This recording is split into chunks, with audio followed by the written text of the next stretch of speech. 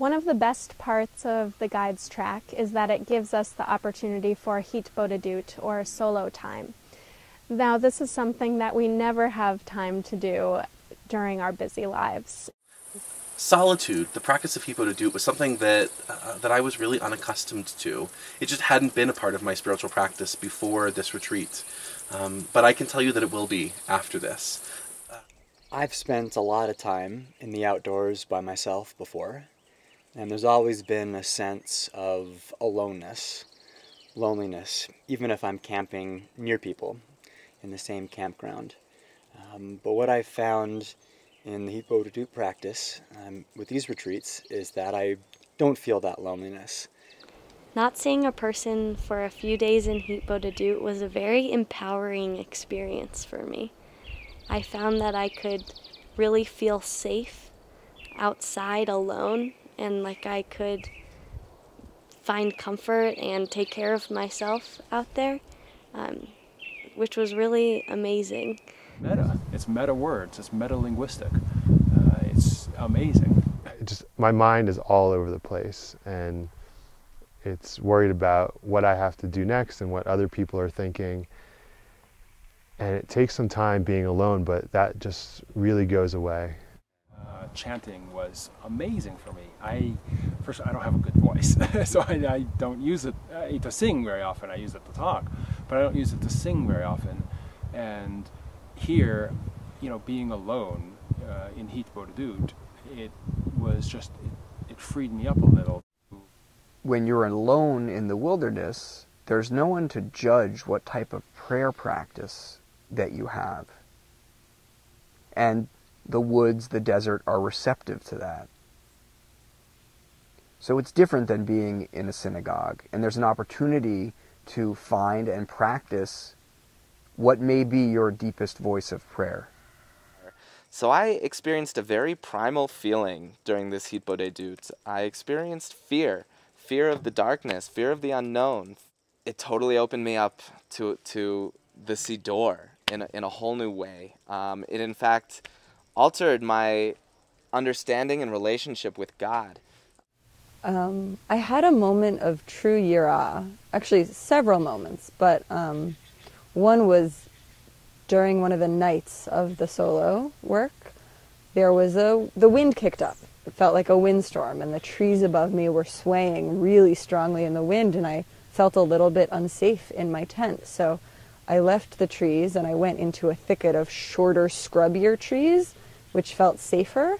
And that in and of itself was awesome, awe-inspiring, because I wouldn't have had that chain of rationality without the training that TorahTrek had given me. But then when I was in this thicket of smaller trees, from that thicket I watched the trees swaying, and I watched the sky and the gusts blowing the clouds across the sky and the stars beyond the clouds.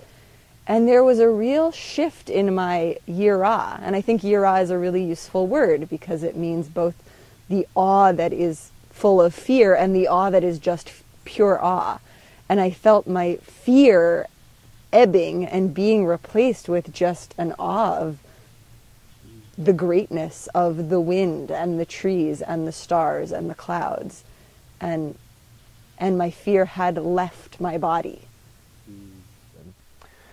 And as I got this transition from cold to the warmth of the sun, I had this energy that I could feel coming up from the rock into my feet, and from the sun into my face, and from the world into my hands.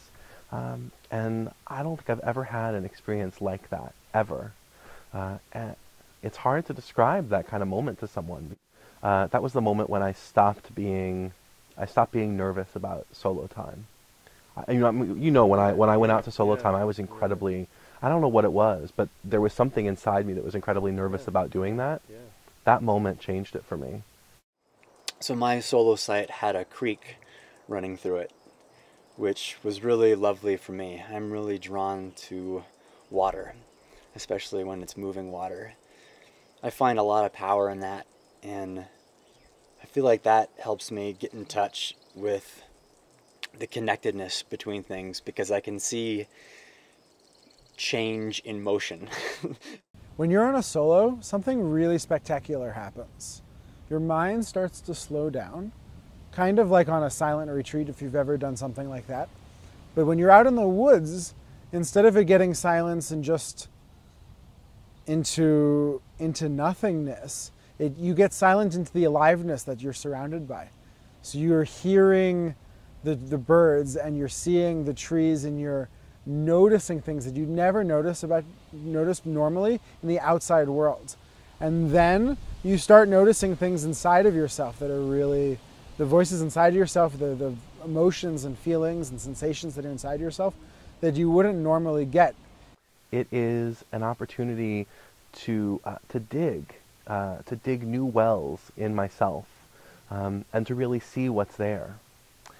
It is a practice that I think is quite sustaining, and is nourishing in a way that only the wilderness can provide.